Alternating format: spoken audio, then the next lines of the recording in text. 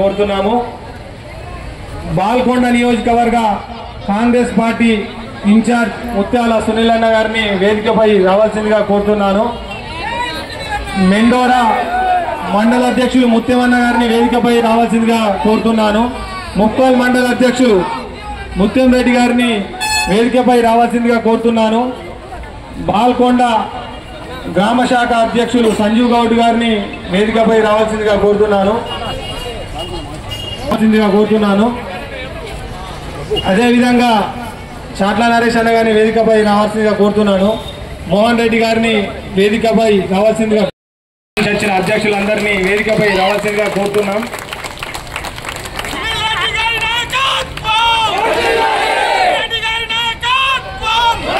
దయచేసి అక్కడ ఉన్న అక్కలు అన్నలు అందరూ కూర్చోవలసిందిగా కుగడ పెట్టవలసిందిగా.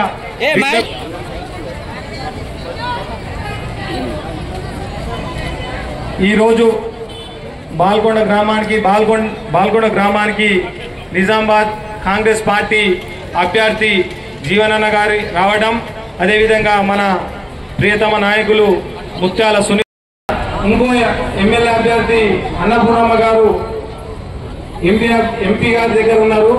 కానీ గత 140 రోజులలో కనీసం 20 రోజులు కూడా హైదరాబాద్ లేకుండా 100 రోజులు ప్రజల మధ్య ఉంటూ ప్రజా జీవితాన్ని గడుపుతున్న నాయకులు సునీల్ రెడ్డి గారు.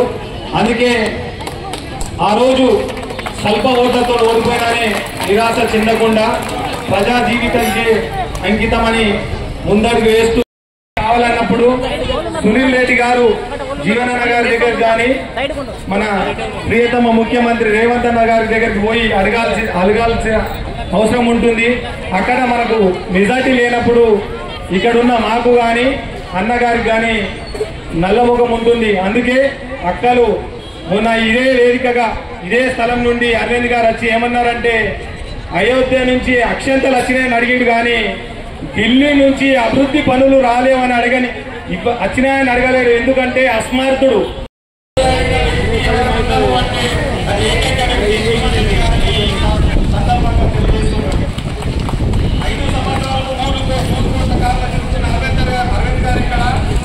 ఆయనకి ఈడున్నది కాబట్టి ఈ యొక్క భీములు ఎక్కువ ఎట్లుండే కదా చూసినావా? నేను పెద్ద మనిషి ధర్మరాజులు ఎక్కున్నా, నేను ఎట్లున్నా ధర్మరాజు ఎక్కున్నాను. ఈత భీముడు సోమతి ఉండేపాటికే నేను ధైర్యంగా గట్టిగా మాట్లాడుతున్నా.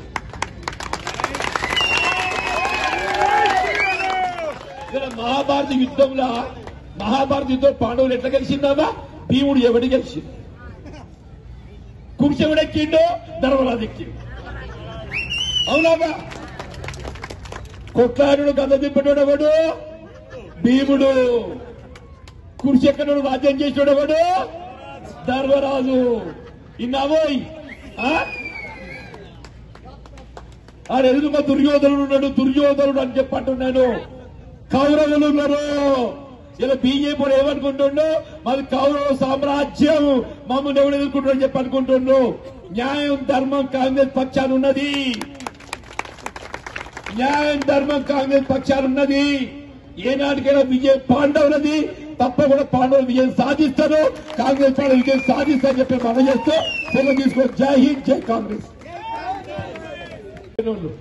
భూమి ఉన్నోడు కూడా పోతాడు. మరి పాప భార్య పొలాలు సంగతి చూడద్దమ్మా. వాళ్ళ పొలాలు చదువులు, రేషన్ కార్డు, వాళ్ళకి ఇంత వైద్య సదుపాయం, ఇల్లు లేకుండా ఇల్లు మంజూరు చేయాలని చేస్తామా? నేను అడుగుతున్నా.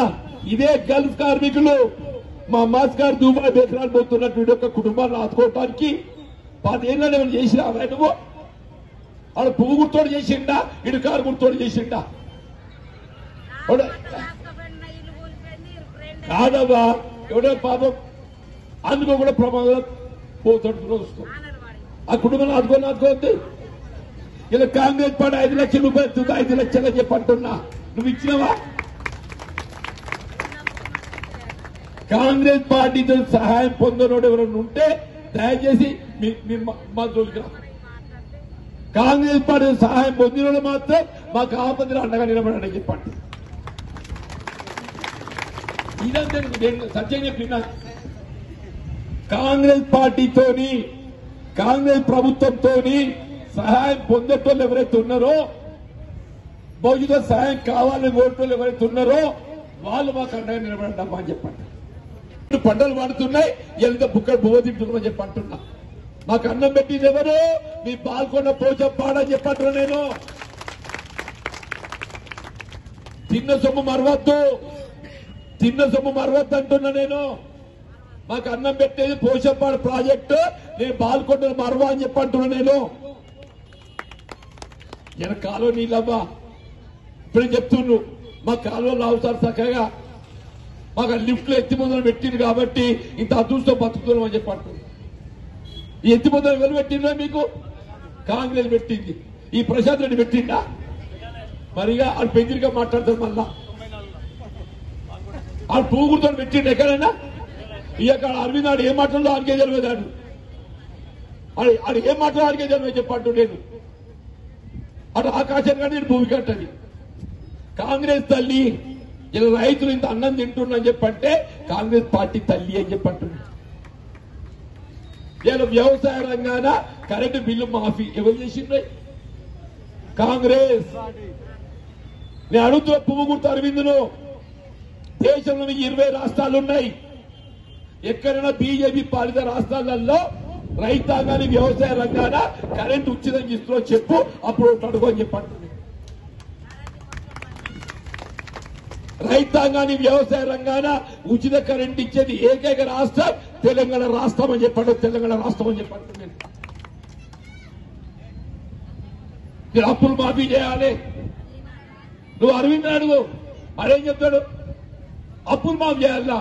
రైతులు అప్పు మాఫీ చేస్తాడు, సోమరిపోతాయితారంట. అదే పెద్ద పెద్ద గుజరాత్ చెందిన వ్యాపారస్తులు పెట్టుబడిదారులు లక్షల కోట్లు మాఫీ చేస్తున్నాడు. రైతులు సోమరిపోతున్నావు అనే ఆడు చక్కడోడాడు. నేను చెప్తున్నా, ఎందుకంటే 2008-09 1,00,000 రూపాయల దాకా అప్పు మాఫీ చేసింది కాంగ్రెస్ పార్టీ. రేపు మీరు ఒక్క 2 నెలలు ఆగున్నా 15 ఆగస్టు నాటికి ఏదైతుందో రైతులకు పూర్తి స్థాయి రుణమాఫీ చేసేది కాంగ్రెస్ పార్టీ అని చెప్పండి. నిన్నదాకేమన్నారు? ఏమైనా రైతు బంధు 5 ఎకరాలుగా పడ్డది. మరి మీది సంగతి ఏంది? ఇవాళ పోను టింగు టింగు టింగు అందరికి వస్తుంది. అంతా చూడుకోండి. ఏం చెప్పుకుంటూ ఇప్పుడు మాట్లాడు. ప్రశాంత్ రెడ్డి ఏడవన్నదో ఇప్పుడు మాట్లాడిగా. అరవింద్ ఏడులో ఇప్పుడు మాట్లాడిగా. కాంగ్రెస్ పార్టీ ప్రతి రైతుకు చెప్పట్టు నేను ఏ విధమైన ఆంక్ష లేకుండా రైతు భరోసా కల్పిస్తుంది కాంగ్రెస్ పార్టీ అని చెప్పట్టు. నేను అప్పు మాఫీ చేస్తుంది కాంగ్రెస్ పార్టీ అని చెప్పంటున్నా. కరెంటు మాఫీ చేస్తుంది కాంగ్రెస్ పార్టీ అని చెప్పంటున్నా. మద్దతు కల్పిస్తుంది కాంగ్రెస్ పార్టీ అని చెప్పంటున్నా. అంత కాదు, చూడగా భూమిలో ఉంటాడు, బతుకులో అది ఇక్కడ పుట్టగూడి కోసం ఏదైతుందో దేశం బస్కట్ దుబాయ్ పోతాడు. పోతున్నా లేదా మీద బస్కట్ దుబాయ్ ఎవరన్నా 200 యూనిట్ కంటే తక్కువ బిల్లు వచ్చి బిల్లు మాఫీ కాకుంటే వాళ్ళందరూ కూడా చెప్పంటూ నేను సునీల్ దగ్గర రండి, అది మాఫీ చేసింది మాది 500 రూపాయలకే సిలిండర్ బుడ్డి తల్లి. 500 కంటే ఎక్కువ ఎవ్వరు పెట్టినా గానీ మీ పైసలు మీకు ఇప్పియాలి. ఇది ఒక కారణం ఉంది. కిటుకులు పిడాతలో రేషన్ కార్డు లేదనుకో, రేషన్ కార్డు లేకుంటే మరి ఇవి మాఫీ కాదు. పోయిన సర్కారు ఏం చేసేది 10 ఏళ్ళు అయినా కానీ మనం మన ఎమ్మెల్యే గెలిచింది కానీ ఆయన ఎవరు ప్రశాంత్ రెడ్డి 10 ఏళ్ళు రాజ్యం చేసిన మంత్రి ఉన్నాడు, బంగ్లా కట్టుకున్నాడు. గరీబ్ రేషన్ కార్డు ఇప్పిద్దామా? ఇప్పించిన 10 ఏళ్ళకెళ్ళి ఆ తల్లి ఇప్పుడు కొడుకెళ్ళిండు అలాగా చేద్దామా? చేత కోడలు వస్తుంది రాదా పొల్లా? మరి వాళ్ళ రేషన్ వాళ్ళకి ఇవ్వాలని చేద్దా? మరి ఇవ్వకుండా ఎవరు దిమ్మదారు? నేనేమంటున్నా, పోయినోడు పనిచేయనంత మాత్రాన్ని మీరు బాధపడకండి. ఇలా రాష్ట్రంలో కాంగ్రెస్ పార్టీ అధికారానికి వచ్చింది. రేవంత్ రెడ్డి ముఖ్యమంత్రి అయిండు, సునీల్ రెడ్డి మీద బరువు బాధ్యత పెట్టిండు. నువ్వు ఓడిపోయిన బాధపడకు సునీల్, నీ భవిష్యత్తు ఉన్నది. నీ నియోజకవర్గంలో ప్రభుత్వం అమలు చేతనబట్టే ఏ సంక్షేమ కార్యక్రమం అయినా కానీ వాళ్ళకు లబ్ధి కొనకూర్చు. రేషన్ కార్డు లేని వాళ్ళకు రేషన్ కార్డు ఇప్పియు. కరెంటు బిల్లు మాఫ్ కాలంలో కరెంటు బిల్లు మాఫ్ చేపియు. సిలిండర్ మీద ఎక్కువ పైసలు కట్టే వాళ్ళు రాని వాళ్ళు ఆ పైసలు ఇప్పియమని చెప్పిండు. అట్లాగే ఇండ్లు లేని వాళ్ళకి ఇల్లు కూడా తల్లి అని చెప్పంటున్నాను. ఇయ్యద్దబ్బా. ఎందుకంటే మన ఇంద్రమ రాజ్యం ఉండేనబ్బా. ఇంద్రమ రాజ్యం ఇల్లు లేని వాళ్ళకి ఇళ్ళ జాగాలు ఇచ్చి ఇల్లు కట్టించిందబ్బా. తెలంగాణ వచ్చిన అందరూ ఆశపడ్డారు. నా కుటుంబం బెడ్రూము, నా కుటుంబం బెడ్రూము. బిడ్డ తేడుంటది, ఆవిడ ఎక్కడుంటాడు. కోడి ఏడకంతో గొర్రె ఏడ పెడతావు. నిజమా? ఇలా కోడి లేదు, గొర్రె లేదు. నేను చెప్తున్నా సునీల్ అన్న, ఇల్లు లేని ఎవరైనా కానీ చెప్పంటూ నేను కులం లేదు, మతం లేదు మనకు. వాళ్ళు గరీబోడు కావాలి. ఇల్లు లేనివాడికి ఇల్లు ఇచ్చే బాధ్యత ఇలా కాంగ్రెస్ పార్టీదంటే నీది బాధ్యత అని చెప్పండి. మా కాంగ్రెస్ కార్యకర్తలు కూడా మనం చేస్తున్నారు. దయచేసి మీరు ఎన్నికల ప్రచార కార్యక్రమానికి పోతారుగా, ఇల్లు పోయినప్పుడు వివరాలు సేకరించండి. ప్రభుత్వం అమలు చేయాలంటే సంక్షేమ కార్యక్రమం లబ్ధి ఆ ఇంటికి వస్తుందా వస్తలేదా రాకుండా వివరాలు సేకరించండి. వివరాలు సేకరించి అవన్నీ తీసుకొచ్చి సునీల్ రెడ్డి కంప్యూటర్లో కొట్టండి. మీ పని అయిపోతుంది. ఇక అవన్నీ పియ్య బాధ్యత పడుతుంది, సునీల్ రెడ్డి మీద పడుతుంది. వివరాలతో మీరు సేకరించొద్దా? అది సేకరించక ఏమైనా ఎట్లయితే చెప్పు నాకు. ఇవాళ మీరు బీడీ చేస్తారా ఎవరన్నా? గెలిచిన ఇంట్లో కూర్చున్నాడు. అవును తల్లి, మర్చిపోయారా మీరు ఆయన? నేను చెప్తున్నా సునీల్, ఇవాళ ఇచ్చే కళ్యాణ లక్ష్మి, షాదీ ముబారక్ ఇదంతా కేసీఆర్ చేసిన బకాయిలు అని చెప్పంటున్నాను. 7 డిసెంబర్ తర్వాత తెలంగాణ రాష్ట్రంలో కాంగ్రెస్ ప్రభుత్వం ఏర్పడిన తర్వాత ఎవరి పెళ్లిళ్ళు జరిగినా, కళ్యాణాలు జరిగినా, షాదీ ముబారక్ అయినా కానీ వాళ్ళకి 1,116తో పాటుగా తులం బంగారం పెట్టించే జిమ్మదారు కూడా కాంగ్రెస్ పార్టీ తల్లి, కాంగ్రెస్ పార్టీ అంటున్నాయో. మా కాంగ్రెస్ కార్యకర్తలతో చెప్తున్నాను, 7 డిసెంబర్ తర్వాత మన బాల్కొండలో ఎవరి లగ్గం జరిగినా గరీబోలది వాళ్ళ వివరాలు తీసుకురండి. మా సునీల్ అనే కంప్యూటర్లో కొట్టాడు. అది నవ్వుతారండి. ఆయన మళ్ళీ ఎమ్మెల్యే గెలవద్దా? మరి గెలవాలంటే ఏం చేయాలి? నేను ఇట్లా ఓడిపోయాను 4 సార్లు కాదు. ఓడిపోవడం కొత్త కాదు. ఆయన పెద్దగా చెప్పింది కదా, మా జీవనం 4 సార్లు గెలిచిందని. నేను 4 సార్లు కాదు, 4 సార్లు ఓడిపోయినా. కానీ భయపడలే. గెలిచినప్పుడు ఎంత పట్టుదలతో చేసినా, ఓడినప్పుడు రెట్టింపు పట్టుదలతో చేసినా. నేను సునీల్ కూడా చెప్తున్నా, ఇవాళ నువ్వు 6 నెలలుగా ఎట్లా కట్టబడుతున్నావో ఇట్లే కట్టబడు. దినం దూరం లేదు. 4 ఏళ్ళ నువ్వు ఎమ్మెల్యే అయితే 4 ఏళ్ళ చెప్పట్టున్నావు. ఓటర్లంతా దయగుణం ఎవరిది కాదు తల్లి. అందరికన్నా దయగుణం ఎవరిది అంటే ఓటర్లది. ఓసారి పాపం అందరూ దక్కలేదు కదా, అయ్యో బాబు సునీల్ రెడ్డి అన్యాయం అయింది, పోతమైంది. ఒకసారి ఈసారి బరాబర్ ఓటు ఎంతో ఓటేసి గెలుపుతారు. గెలిపిదరా? అందరికంటే దయగుణం ఎవరిది? ఓటర్లది అని చెప్పండి. మీ కళ్యాణ లక్ష్మితో పాటుగా మా రైతులు ఉన్నారు. నేను కాపుతాను పొంది, నేను రైతు బిడ్డను. నాకు ఎందుకంటే రైతుల గురించి మాట్లాడుకుంటే నాకు తృప్తి ఉండదు. ఎదురుగా ఆడలు గంప కూర్చున్నారు కాబట్టి వాళ్ళ గురించి మాట్లాడినా. కానీ రైతుల గురించి కూడా మాట్లాడాలి.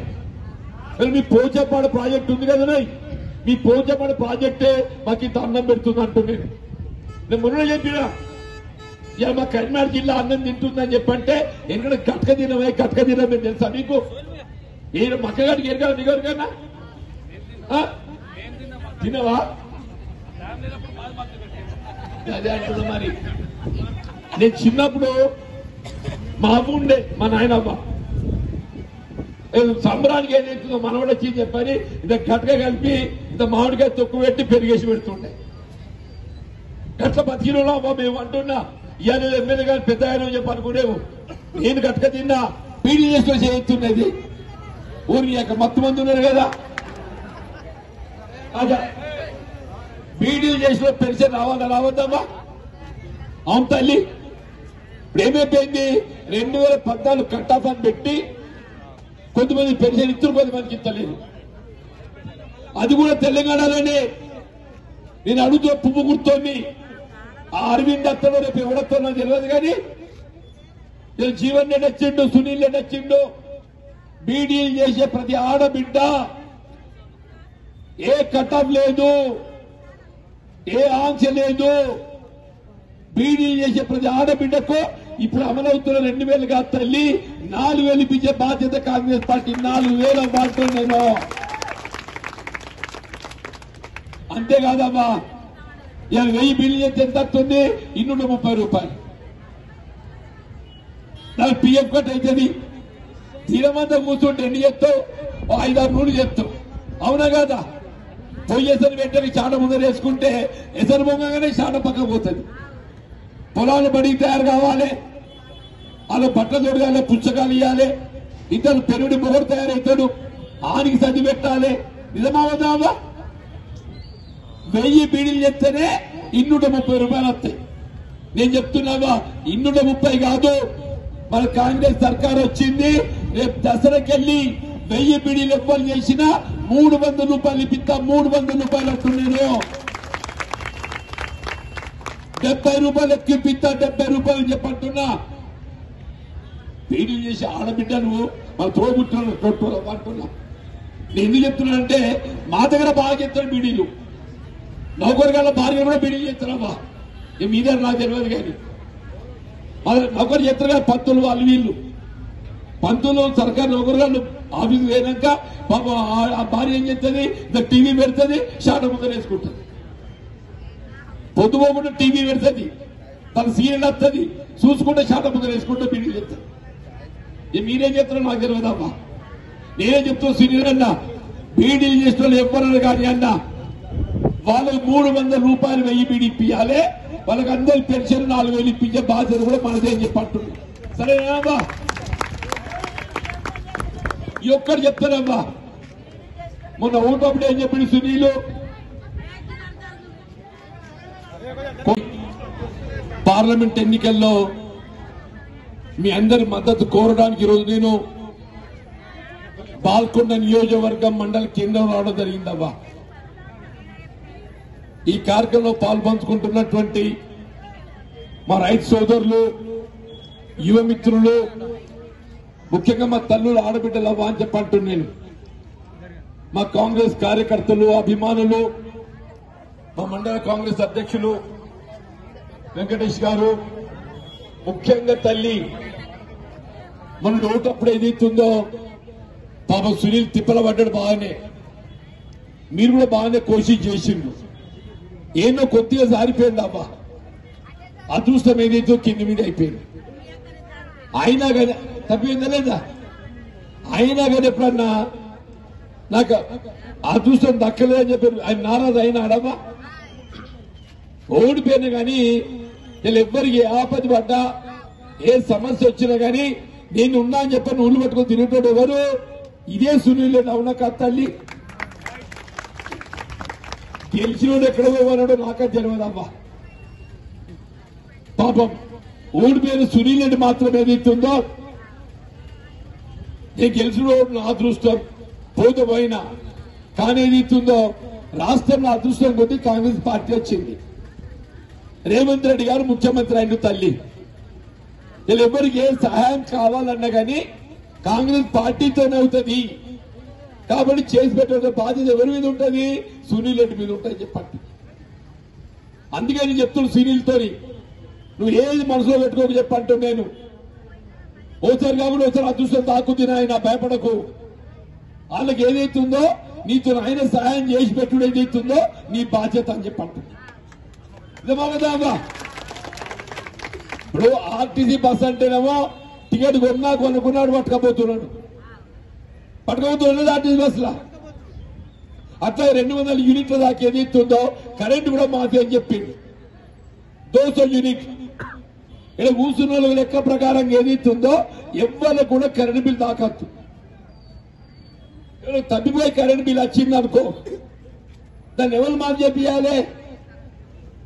అవునమ్మా తప్పిపోయారు కదా వచ్చింది అనుకో దాన్ని ఎవరు మాకు చెప్పాలి సునీల్ రెడ్డి మాకు చెప్పాడు పోయిండు అవునా అంటే తప్పించబోతుంది